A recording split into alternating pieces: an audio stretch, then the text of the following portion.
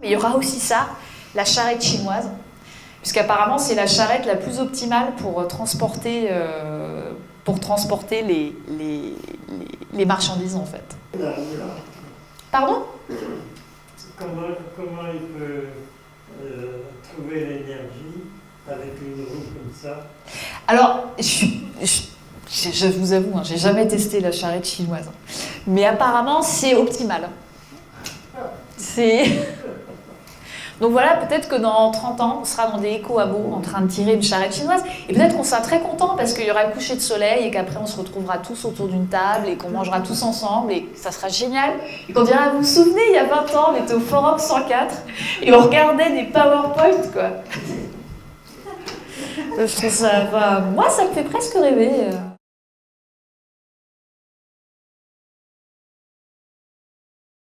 Donc, l'idée aussi pendant ce cycle, c'était de comprendre comment prendre la vague.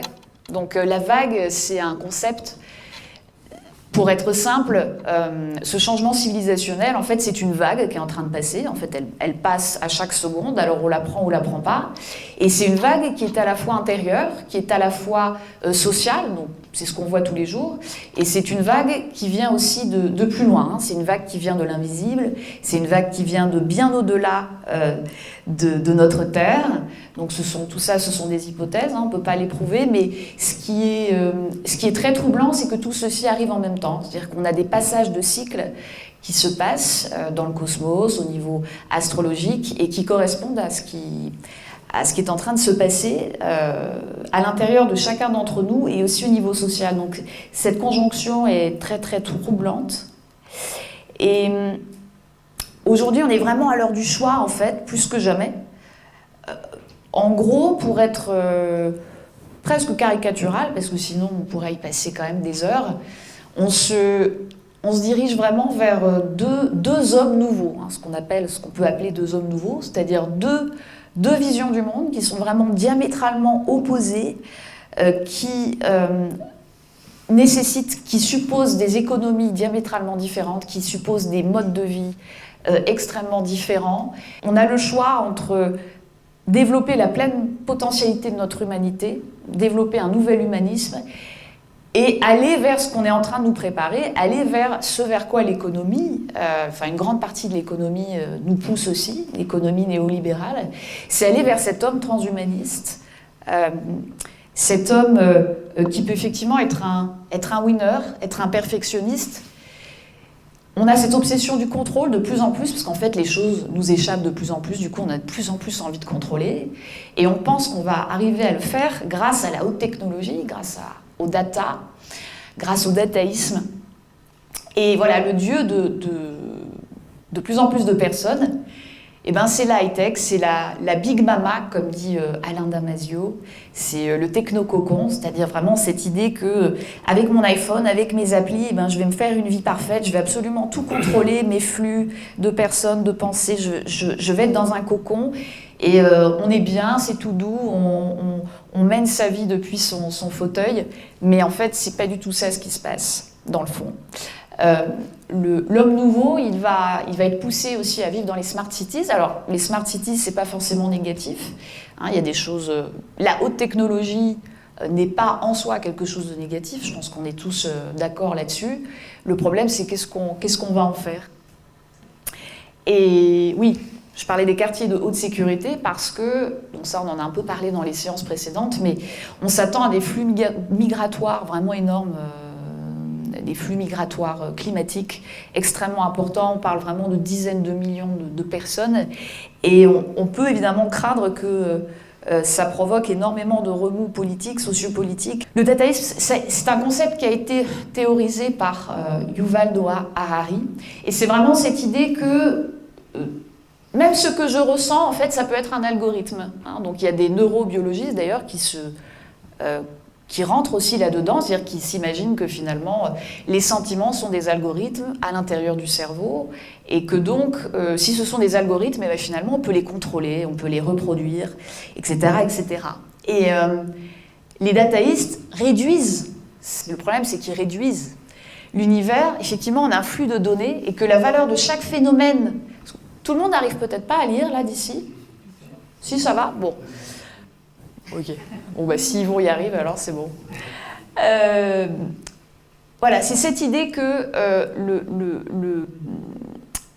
l'univers consiste en un flux de données et que la valeur de chaque phénomène ou entité est déterminée donc, par sa contribution au traitement des données. Et moi, je rajoute qu'en fait, c'est vraiment un dévouement au cloud.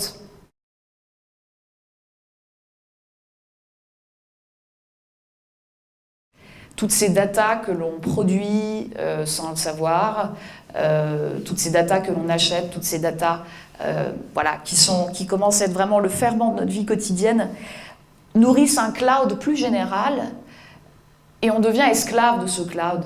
Et c'est deux hommes nouveaux qui sont en train de se dessiner, donc là je vous parle du premier, mais il y a un autre homme nouveau qui lui, donc c'est vraiment une société qui n'a strictement rien à voir, il a envie de s'occuper d'un autre cloud. Alors certains vont dire que c'est Dieu, d'autres vont dire que c'est la nature. Ce sont d'autres informations. Il ne faut pas se leurrer, il y a un petit dataïste en chacun d'entre nous, hein, parce que là je fais une vision très manichéenne, hein, évidemment, je présente quelque chose de très manichéen, parce qu'on a tous envie de se faciliter la vie avec notre iPhone, on a tous envie que ce soit facile, on a tous envie d'être dans notre techno cocon, et je m'étais amusée à écrire cette ode au cloud, justement, qui est presque un dieu, en fait, pour beaucoup de personnes. Et l'idée, c'était « Oh my cloud, je consommerai et produirai toujours plus de données, je relierai tout à toi, même mon frigo qui alertera le poulailler car je vais bientôt avoir besoin d'œufs. » Parce que c'est vraiment ça, en fait, les objets connectés, c'est ça. Je serai connecté à toi jour et nuit, quoi que je fasse, quoi que je pense, tu es avec moi, même sous mon oreiller. Et il m'arrive d'avoir mon portable sous mon oreiller, donc je m'inclus là-dedans. Tout ce que je vis, je te le dis via Facebook ou Twitter, je poste, donc j'existe. Ça, c'est... Je ne commettrai pas le péché ultime qui est d'arrêter le flux des données. Ça, c'est le péché ultime, parce que voilà, il y a des commandements et il y a des péchés. Oh my cloud, c'est toi qui me reconnais, c'est toi qui me donne vie, c'est toi qui sais tout, c'est toi qui subviens à tous mes besoins qui... Ah, j'ai écrit déviance. En fait, je voulais écrire devance. Ce qui s'appelle un scriptus, enfin, c'est un mot que j'ai inventé qui veut dire lapsus écrit. Qui déviance mes envies, là, c'est ça. C'est toi qui veilles sur moi, donc qui surveille plutôt, et c'est toi qui me donnes ma valeur. On est tous un peu là-dedans, hein. Faut pas se leurrer, plus ou moins. Mais je voulais appuyer un peu là-dessus, parce que j'ai fait des découvertes récemment sur... je vais vous en parler, et je me suis dit, mais c'est pas possible. Je pense qu'on ne se rend pas compte à quel point cette société dataïste qu'on est en train de construire, jusqu'où ça va nous emmener, et à quel point ça peut être grave. Alors, il y a quelques risques qu'on connaît déjà. Bon, il y a évidemment le risque de démence numérique, qui touche déjà beaucoup l'Asie, et notamment la Corée du Sud, où les enfants en fait, sont tellement addicts de leur portable qu'on est obligé de les emmener dans des cliniques de désaddiction, en fait, parce qu'il y a une campagne de pub qui a été mise au point, et le slogan principal, c'est « Qui est ta famille ? Qui est ta vraie famille ?» Voilà, parce que pour certains enfants, certains adolescents de ces pays-là, ben leur famille, c'est plutôt voilà, leur portable, en fait, que les personnes en chair et en os. Il y a un autre très grand risque de notre dépendance aux data, c'est évidemment les cyberattaques, dont on ne parle pas beaucoup, parce qu'en fait, c'est un tabou. Il faut savoir qu'il y a eu des cyberattaques extrêmement puissantes et extrêmement destructrices. Par exemple, est-ce que certains d'entre vous avaient entendu parler de NotPetya, le virus qui a attaqué l'Ukraine en 2017? Vous voyez, alors que c'était un truc mais énorme. Il y a des centaines de milliers d'ordinateurs d'Ukraine qui ont été complètement... Toutes les données ont été effacées. En fait, ils voulaient attaquer, a priori, l'Ukraine à la base, donc ils sont passés par en fait, ils ont mis un virus dans un logiciel de secrétariat. Et le problème, c'est que ce logiciel de secrétariat, eh bien, il y avait par exemple des gens de Saint-Gobain en France qui l'utilisaient. Du coup, non seulement l'Ukraine a été touchée, mais le monde entier en fait. Des hôpitaux en Grande-Bretagne ont été touchés, Donc Saint-Gobain, ils ne pouvaient plus utiliser leurs ordinateurs. Donc pendant 4 jours, ils ont dû prendre leurs commandes avec du papier et du crayon. Résultat, ils ont perdu plus de 200 millions d'euros. Ça a été un désastre. Ça peut toucher les entreprises, mais pas seulement. On a aussi des anecdotes d'hôtels, par exemple, où on avait bloqué les chambres. Les gens ne pouvaient plus sortir des chambres qui étaient uniquement électrifiées. Donc ça pose quand même la question de, oui, toutes ces datas nous facilitent la vie, mais est-ce qu'à chaque fois, on a l'alternative manuelle? C'est arrivé aussi en Russie. Il y a eu un piratage sur un système électrique, et heureusement, c'était au fin fond de la Russie, ils avaient encore l'espèce de centrale où on pouvait tout rallumer avec les manettes. Et le technicien disait, mais c'est parce que c'est chez nous, ça serait arrivé n'importe où ailleurs, aux États-Unis, la panne aurait été beaucoup plus grave, parce que là-bas, ça n'existe plus, les espèces de leviers manuels. Donc ça, c'est quelque chose qu'il faut qu'on intègre. C'est les smart cities, très bien, mais qu'est-ce qui se passe si demain, on pirate ma maison, on pirate la porte de ma maison? Est-ce qu'il y a un système manuel qui va me permettre de m'en sortir? Dans les risques, quand même très importants, bon, il y a tous les... l'industrie de la high-tech est en train de nous préparer plein d'objets connectés, tout aussi inutiles les uns que les autres, comme par exemple des vêtements chauffants qui s'adaptent à la température, etc. Plein de choses. Et le problème, c'est que c'est pareil, on peut très bien pirater un objet connecté. Demain, on peut très bien, si vous avez une cafetière connectée, eh ben, la cafetière, demain, elle peut peut-être vous demander 2 € pour vous faire votre café.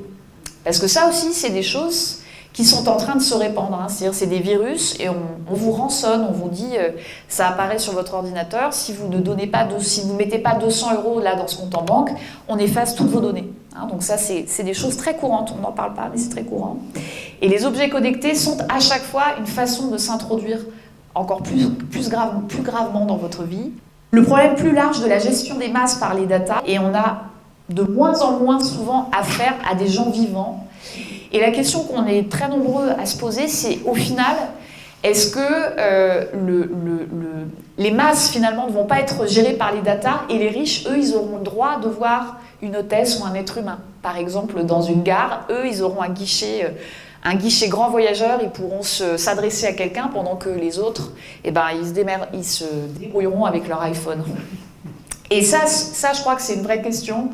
On peut vraiment se demander si, à un moment donné, le contact avec un réel humain ne va pas être un luxe. Et ça fait très peur. Au niveau du contrôle des populations, il y a beaucoup de choses à dire. J'imagine que vous êtes au courant pour les Ouïghours, cette communauté en Chine qui est discriminée et qui est, en fait, on les repère.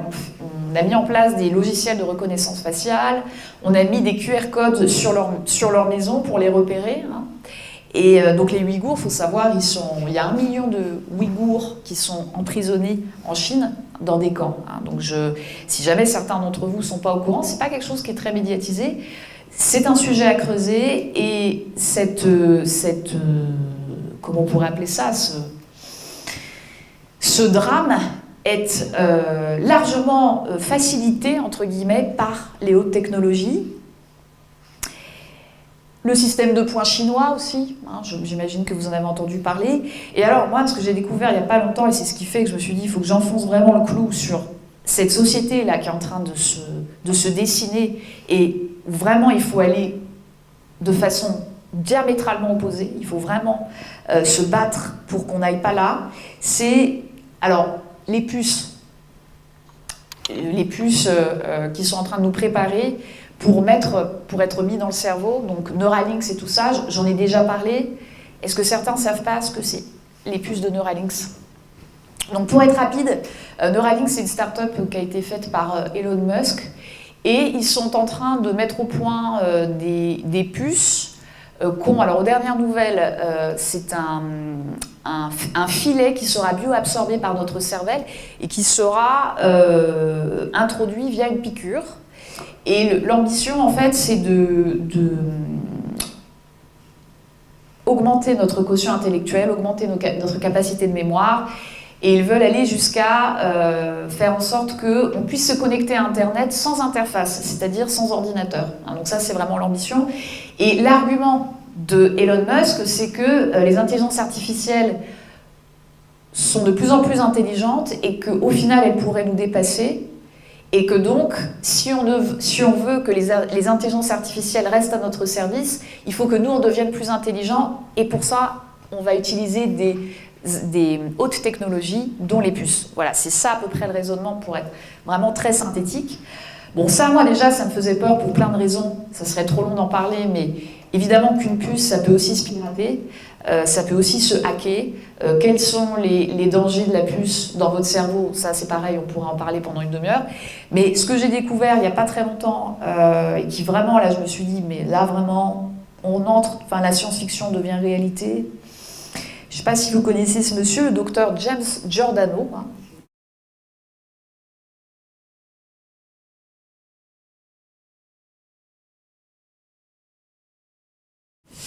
Qui est un professeur qui est diplômé. Donc il fait partie de ceux qui sont en train d'informer. Il fait en fait des conférences qui rendent compte de la recherche militaire sur les armes, ce qu'on appelle les armes à énergie dirigée contre le cerveau, et qui comprennent justement ces éléments de haute technologie qui peuvent être invasives ou non invasives. Tout est vérifiable. Moi, quand on m'a parlé de ça, je n'ai pas cru au départ et je suis allée vérifier par moi-même. Et c'est ça qui est effrayant, c'est que les conférences de ce monsieur, vous pouvez les voir sur Internet. Je vous en conseille une, notamment, c'est une conférence qu'il a donnée à l'Académie militaire de West Point le 25 septembre 2018. Elle est sur Internet, vous pouvez la voir. Et là où c'est effrayant, c'est que si c'est sur Internet, public et tout ça, ça veut dire que c'est assumé. Ça veut dire que pour lui, c'est normal, en fait, ces armes qu'ils sont en train de faire. Et ça va très très loin. L'idée, c'est vraiment d'entrer dans le cerveau des gens. Alors, à des fins militaires, mais peut-être aussi à d'autres fins. On peut d'ailleurs, il prononce le nom de masse à plusieurs reprises dans son discours. Alors l'idée, c'est de créer de petites unités robotisées contrôlables à l'échelle nanométrique qui peuvent être mises en aérosol ou à travers des nano-essence, c'est-à-dire des choses qu'on va saupoudrer dans l'air. Hein. Et ces particules, en fait, elles vont rentrer dans nos muqueuses. Et l'objectif, c'est de faire des neuromodulations transcrâniennes. Donc l'idée est de passer à travers le crâne pour moduler l'activité électrique du cerveau. Mise en réseau des électrodes dans le cerveau afin, et alors ça c'est vraiment, il le dit, hein, afin de lire et écrire dans le cerveau en temps réel et à distance. Donc ça veut dire qu'ils sont en train de concevoir des choses qui doivent littéralement pirater nos cervelles. Et lui c'est un professeur, il est sûrement très très compétent et il s'exprime devant l'armée. Donc l'armée est très intéressée par tout ça. Il parle de perturbation d'un individu au niveau de ses cellules, de ses systèmes biologiques. Enfin, voilà, le but est vraiment de contrôler nos cervelles. Donc moi, je croyais que c'était de la science-fiction, ça, mais non, ça se passe en ce moment même. Je ne sais pas s'il y a des expérimentations qui sont faites, mais c'est absolument effrayant. Et voilà, ça se passe en ce moment même et personne ne dit rien, personne n'en parle, ce qui, moi, me paraît complètement dingue. Je pense que c'est l'un des trucs les plus dingues que j'ai jamais vus. Oui, on peut passer pour des réacs, mais moi, tu vois, je suis pas contre la haute technologie, juste je dis, il faut que nous, on aille, voilà, notre grande technologie de pointe à nous, elle est ailleurs, c'est notre conscience. C'est notre capacité à créer du lien, c'est notre capacité à faire des œuvres d'art. Ah, donc ça, on l'a vu dans la séance précédente, qu'il y avait des œuvres d'art que jamais aucune IA ne pourra faire. Parce que nous, quand on crée, on se connecte à des champs d'information dans l'invisible, dans d'autres dimensions. C'était ce que faisait Auguste Le Sage, je ne sais pas si tu te souviens, le peintre génial qui était mineur. Je le résume vite pour ceux qui... Auguste Le Sage, c'est un peintre, donc c'était un mineur vraiment dans les mines. Et un jour, il entend une voix au fond de sa mine qui lui dit « Ce soir, tu achètes de la peinture et tu te mets à peindre. » C'est ce qu'il a fait. Et il a peint des tonnes de toiles absolument extraordinaires, de plusieurs mètres les unes sur les autres. Et c'est absolument incroyable. Voilà, si ceux qui ne connaissent pas Auguste Le Sage, je vous encourage à aller voir sur Internet ce qu'il a fait, c'est juste incroyable. Donc, oui, on est vraiment en train on rentre dans une espèce de guerre des clouds. Une guerre, j'appelle ça une guerre des champs. Guerre des clouds, parce que pour beaucoup de transhumanistes, en fait, Google, le cloud, c'est ce qu'on disait tout à l'heure, c'est Dieu en fait. C'est Dieu. Et il y a pas mal de chercheurs qui l'ont repéré. Bon, là, il y a Pierre Ducrozet, chez quelqu'un comme Ray Kurzweil, qui est donc le directeur de l'ingénierie chez Google et transhumaniste assumé. On a une religion de l'extrême matérialisme. On télécharge des données, on ne télécharge pas une âme. C'est-à-dire que, de toute façon, pour ces gens-là, l'âme n'existe pas vraiment. Hein. Donc, ils ont une vision du monde qui est extrêmement réduite. Donc, c'est extrêmement dangereux. Donc, Anthony Lewandowski, qui est célèbre transhumaniste, l'assume complètement.